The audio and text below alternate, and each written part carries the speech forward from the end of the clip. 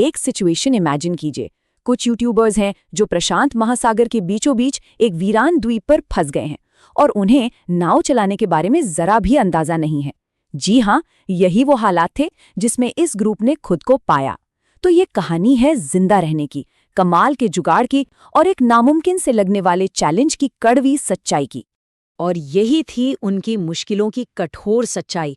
Team वाकई फंस चुकी थी और बाहर निकलने का बस एक ही रास्ता था, खुद एक नाव बनाना और फिर मीलों फैले खुले समंदर को पार करना। तो सबसे बड़ा सवाल यही उठता है कि क्या वो सच में ये कर पाएंगे?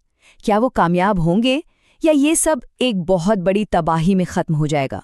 चलिए पता लगाते हैं। तो ठीक है, चलिए इसे थोड़ा समझते हैं। मिशन क्या था?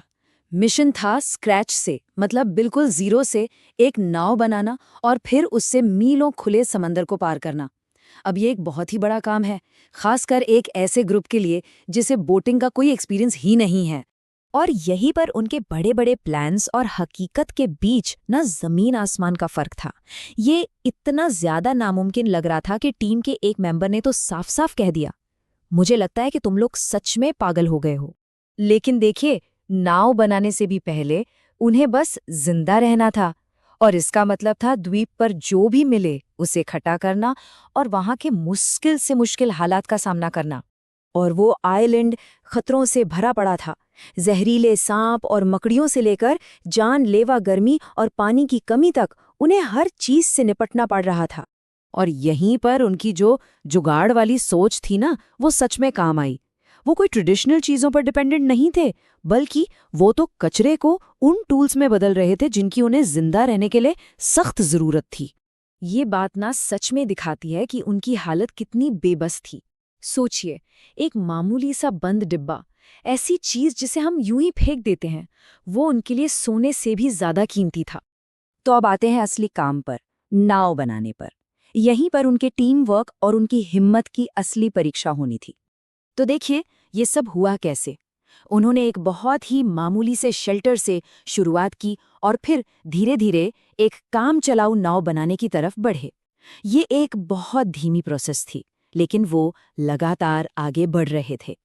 ये एक बहुत ही बड़ा मोमेंट था। पहली बार जो काम नामुमकिन लग रहा था वो सच में मुमकिन लगने लगा था। जरा सोचिए, उस थकी हारी टीम का हौसला कितना बढ़ गया होगा। लेकिन नाव बनाना तो सिर्फ आधी लड़ाई थी। अब उन्हें अपने सफर के सबसे मुश्किल हिस्से का सामना करना था, यानी कि असली यात्रा का। 6 घंटे बीत चुके थे और अब हकीकत सामने आ रही थी। जो शुरुआती जोश था वो खत्म हो चुका था और उसकी जगह ले ली थी जिस्म को तोड़ देने वाली गहरी थकावट ने। इस बात से उनकी फिजिकल थकान का अंदाजा लगाया जा सकता है। घंटों तक बिना रुके चप्पू चलाने के बाद वो अपने हिम्मत की आखिरी हद तक पहुंच रहे थे। ये सफर का सबसे खतरनाक हिस्सा था। उन्हें एक बहुत मजबूत लहर से लड़ना पड़ रहा था जो उन्हें खुले समंदर में खींचने पर तुली हुई थी, और उन्हें अपनी बची खुची ताकत के हर कतरे से चप्पू चलाना पड़ रहा था। 8 घंटे बाद वो सब टूटने की कगार पर थे। फिजिकली और मेंटली वो पूरी तरह से एग्जॉस्ट हो चुके थे, और सी सिकनेस ने तो कुछ मेंबर्स को बिल्कुल बेबस कर दिया था। ये एक लाइन सब कुछ बयां कर देती है। वो अपने सबसे बुरे दौर से गुजर रहे थे, समंदर के बीचों बीच फंसे हुए, और अब हार मानने को लगभग तैयार थी। ऐसा लग रहा था कि बस सब कुछ खत्म हो गया। लेकिन फिर कहानी ने एक आखिरी और बहुत ही नाटकीय मोड़ लिया। अचानक से किस्मत पलट गई, ज्वार की दिशा बदली और नाव आइलैंड की ओर बढ़ने लगी। ये उम्मीद की वही किरण थी जिसकी उन्हें उस वक्त सख्त जरूरत थी। वो अपनी मंजिल के अविश्वसनीय रूप से करीब थे, सिर्फ आधा मील दूर। और यही बात आखिरी नतीजे को और भी ज्यादा दिल तोड़ने वाला बना देती है। और फिर आया कहानी का आखिरी सबसे क्रूर मोड़। जीत से बस कुछ ही मिनट दूर थे वो कि ज्वार फिर से बदल गया और उन्हें आइलैंड से दूर वापस पीछे धकेलने लगा। ये दिल दहला देने वाली बात उनकी निराशा के भारी बोझ को बयां करती है। सोचिए जरा, लगभग 12 घंटे की नॉन-स्टॉप मेहनत के बाद ऐसा महसूस करना कैसा होगा। ये जो आंकड़े हैं ना, ये उनकी अविश्वसनीय कोशिश का एक जबरदस्त सारांश है।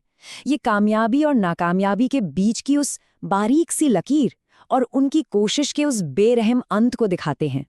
तो इस कहानी को हम किसी नतीजे पर खत्म नहीं करेंगे, बल्कि एक सवाल के साथ छोड़ेंगे। क्या जीत से ज्यादा कीमत कोशिश की होती है? ये सोचने वाली बात है।